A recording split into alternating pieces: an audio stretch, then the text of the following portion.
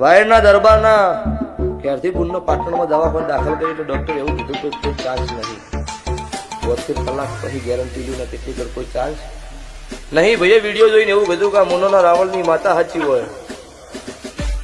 જગતમાં મળદો વ્યથા કરતા હોય હાલ મારા બહેરાન હોશ નહીં. ડોક્ટરે ચોખ્ખી ના જ પાડી દીધી છે. પણ ઓનો કોઈ ન થાય, હાજી થઈ જાય ને ઘેર આવે એટલે વાયડથી દંડ બૂજ કરતા પહોંચતો જમી માપતા માપતા મુના જાય. એ ભાઈ આવો માનો રાતના વિડીયો જોઈ મને માતા મને કાળુજી મેલડી હોમાં મુનો હોમાં હાથ જોડ્યા છે ગવાળું દવાખાના નથી. એટલે અહીંયાથી મંદિરમાંથી ઉપડી એટલે એ ભાઈના હારા બહાર જઈ કે તારા વેવાઈને ફોન કર, હું મુનાના રાવળની માતા છું અને પાટણ હોસ્પિટલ સીડીએ ચડવું છું. અને મને એવું કહેજો કે આ બોન કાલ હોતના 5:30 વાગશે ફોનમાં આવશે.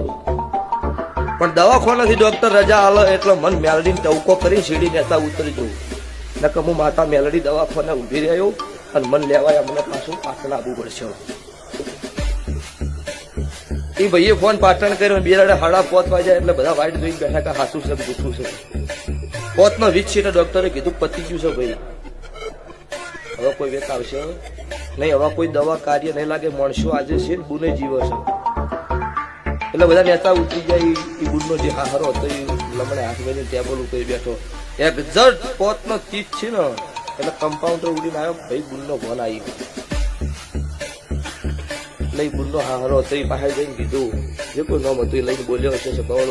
એ હારો એટલે એની દીકરી ગણી છે તાર ટવકો કર્યો છે. છોકરાની વહુ રીતે નહીં પણ દીકરી ગણી હોય તો જ ટવકો કર્યો હોય.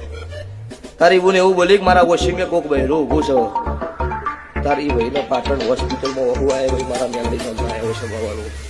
એ બુન અહીંથી ઘેર લાવી હોય, મને ટવકો કરીને વાયડ આવ્યા હોય ને વગર વાયડથી જમીન ડુંડ મુંડ માપતા માપતા મુની આવ્યા હોય. અને એ ગોમ શેમાડે આવ્યા હોય ને મારી મુનની 5000 વસ્તી ગોમ શેમાડે લેવા જેવી હોય એ મેલડી ધોળો છું.